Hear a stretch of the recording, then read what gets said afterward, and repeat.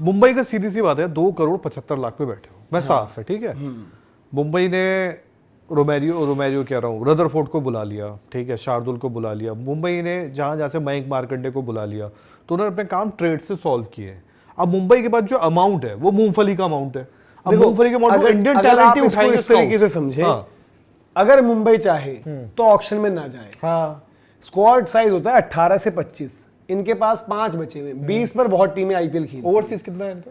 एक बचा हुआ है ओवरसीज, यार 2 सोच रहा था मैं, एक बचा हुआ है पैसा जिसमें एक ओवरसीज का कोई भी लेफ्ट आर्म सीमर लेंगे, एक बोल्ट ऑलरेडी, कोई सा भी बैकअप ढूंढ लेंगे, मतलब, और वो सस्ते में मिल जाएगा। पैसा कितना बचा? पैसा है 2,75,00,000। अब तो मुंबई की स्काउटिंग की बहुत बात होती है, ऑकिब नबी ने ट्रायल भी दिया, बट क्या 2,75,00,000 में आपको मिल रहे? नहीं मिल रहे, ठीक है। अब अच्छी चीज क्या है कि मुंबई के पास जो स्क्वाड है, मुंबई ने उतने भाई बंदे रिटेन भी तो कर रखे हैं, 20 बंदे, मुंबई की 11 आप ऐसे बन जाएगी, ठीक है। अब इनके लिए प्रॉब्लम यह है कि रिकल्टन का फॉर्म नहीं चल रहा है, अब इनको देखना पड़ेगा। अब लोग तस्वीरें देखकर बात तो करते हैं ना, जैसे कल रोहित क्विंटन से बात कर रहे थे, जॉनी बेस्टो इन्होंने उठाए थे पिछली बारी, इनके पास फिर ऊपर ना ऑप्शन का कोई उस तरीके से विकल्प नहीं है। रिकल्टन हो गया एक रोहित शर्मा के साथ, तिलक और सूर्य कुमार यादव, विल जैक्स भी तो रहता ही है, 4 अगर चाहे तो विल जैक्स, फिर कीपर चाहिए होगा नीचे, तो रॉबिन मिन्स है ना अपने पास, तो क्योंकि विल जैक्स को उन्होंने नीचे खिलाने की कोशिश करी, वो बेकार है, बट इसीलिए शायद उन्होंने रख लिया होगा कि भाई अगर कुछ नहीं होता तो विल जैक्स से ओपन करा लेंगे, रिकल्टन अगर फंस गया, रिकल्टन हट गया और आपके मिन्स फिर कीपर आ जाएंगे। ये 4 नंबर तक हमने गिन लिए, 5-6 आप मानकर चलिए, हार्दिक पांड्या, नमनधीर और नमनधीर, ये आपके 5-6 हो गए। अब इनके 7 नंबर अच्छे, 8 नंबर अच्छे, कॉर्बिन बॉश, मिचेल सैंटनर, सब ठीक है, ठीक है। जरूरत पड़ती है तो कोई इंपैक्ट प्लेयर भी ले आओ अगर आपको लगता है। फिर एक बुमराह होगी, एक ट्रेंट बोल्ट होगी, आपकी बॉलिंग पूरी बन गई है।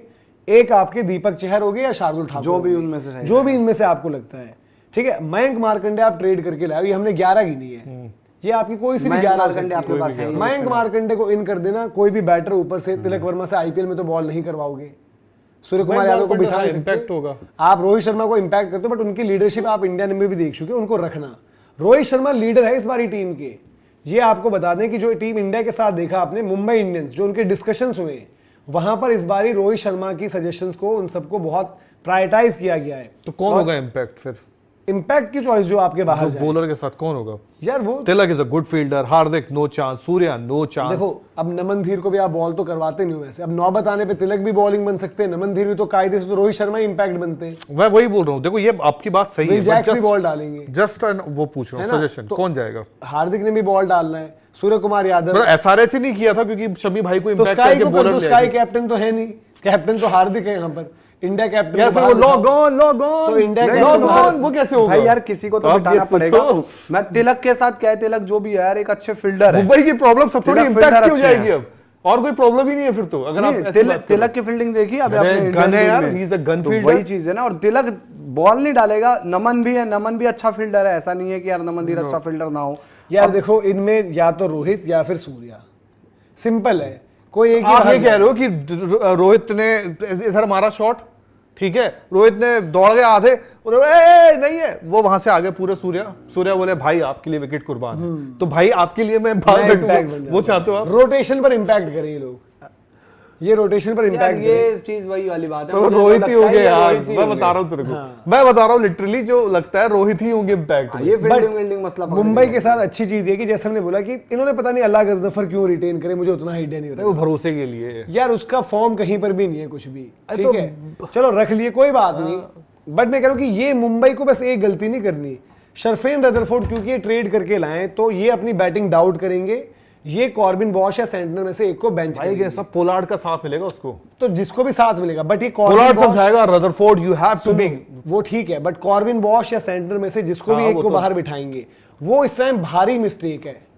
मुंबई को ये भारी पड़ेगी ना। वैसे लाए गलत है रदरफोर्ड को, ये अपनी सिरदर्दी बढ़ाने के लिए हमेशा दीपक जी ये सोचना पड़ता है कि जब आप ट्रेड करके लाते हो, ये रिव्यू के साथ साथ इसको मैं ट्रेड का भी बताता हूँ, जब आप ट्रेड करते हो तब आप अपनी रिक्वायरमेंट्स उठाते हो, जैसे कि मयंक मार्कंडे इनके पास नहीं था, इन्होंने रवि एक बिश्नोई चीज का भी बताओ ना, अटेम्प्ट जैसे आप रदरफोर्ड को लाए, या तो पहले जब लाए तो लिटरली लोगों को लगता था ये विल जैक्स को छोड़ सकते हैं, क्योंकि उसी टाइप का भाई एक विदेशी आपको। विल जैक्स छोड़ा नहीं, रदरफोर्ड आपके पास बेंच पर बैठा रहेगा, विल जैक्स प्रेशर अलग देगा कि विल जैक्स को नहीं, रदरफोर्ड को अगर कोई ट्रेड करके किसी को भी लाता है तो उसकी हाई पॉसिबिलिटी होती है 11 की। बिवॉन जैकब्स उन्होंने रिलीज कर नहीं दिया है ना इनकी हाई विल जैक्स को नीचे खेल इनकी है, ये रख रहे हैं तभी इनको लाए हैं। तो किसकी वरना जगह एक बात खिलाओगे? बताओ, रदरफोर्ड को इनको ट्रेड में लाने के लिए कोई इनकी कोई रिश्तेदारी तो निभानी नहीं ये है। तो कहाँ खिलाओगे रदरफोर्ड को? यही मैं बोल रहा हूँ, या तो ये सेंटनर या एक ऑर्बिन बॉश को बाहर रखेंगे।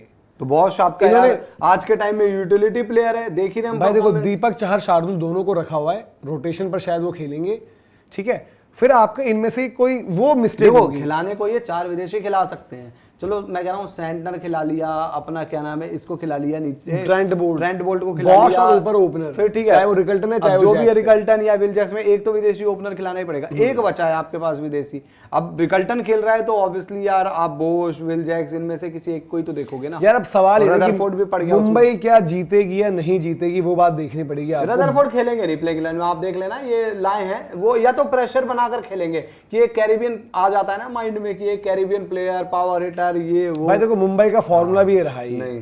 कि एक कैरिबियन, एक लेफ्ट आर्म सीमर और पोलार्ड सालों साल रहे। कैरिबियन में रोमारियो सेफर्ड जैसा बंदा हो तो समझ में भी आता है, लाए थे power एक hitter। टाइम पे। वो मारे भी थे उसने रन, एक बार दिल्ली का अगेंस्ट ही मारे फिल थे। सिमंस नहीं, फिल सिमंस नाम था उनका, Phil Simmons, Lendl Simmons. Lendl Phil Simmons तो यार कितना पुराना कोच है उनका यार, वो यार किसका है, कोच है फिल सिमंस। वो जमाने की पुरानी नहीं, अब यहाँ पर पता है क्या है, मैं वही कह रहा हूँ कि इनको बस ये है, बाकी मुंबई का देखो, मुंबई जीतती है नहीं जीतती है पता नहीं, मुंबई की टीम तो ऐसी ही है सालों साल से, अभी बढ़िया स्क्वाड है इनके पास। जो अच्छी चीज है ना कि जो बेंच पर इनके पास है, वो हम कह रहे हैं कि चलो अल्लाह गजनफर को मैं नहीं उतना रेट कर रहा हूं, बट स्टिल इंडिया के पेसर्स में एक अश्वनी कुमार, अभी सैयद मुश्ताक भी ठीक ठीक जा रहा है, वो इनके पास बेंच में होंगे।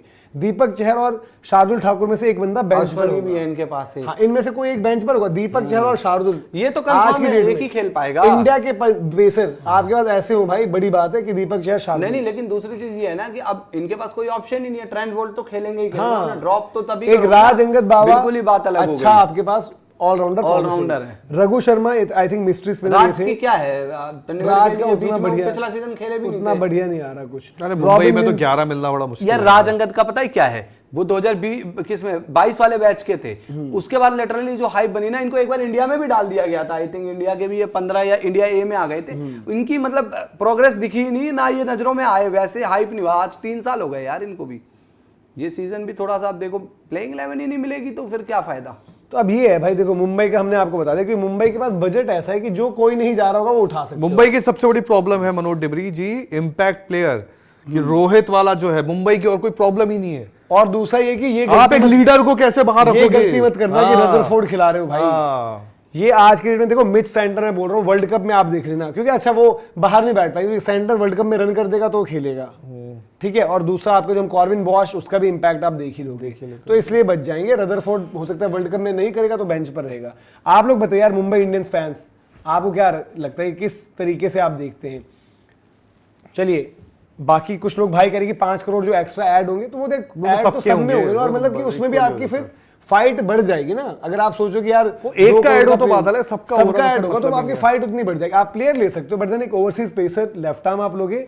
बाकी आपको जो है एक कोशिश ये करनी है कि भाई कि कुछ कुछ नाम अपने तरफ रख लेना, जैसे इंडियन बैकअप्स में है ना, रिस्ट पिन का बैकअप रख लो। मयंक मार्कंडे के भरोसे थोड़ी खेलोगे पूरा। 75 में मयंक 25 पिछली बारी विघ्नेश पुथुर थे, अभी भी उनकी केरला के लिए ठीक आ रही है। तो आप बताइए कमेंट सेक्शन में, बाकी 30-50 लाख में तो मिल ही जाएंगे। कोई आइडेंटिफाई ऐसे कर रखे मुंबई इंडियंस फैंस ने, तो वो आप जरूर बताइए कमेंट सेक्शन में कि क्या कुछ है।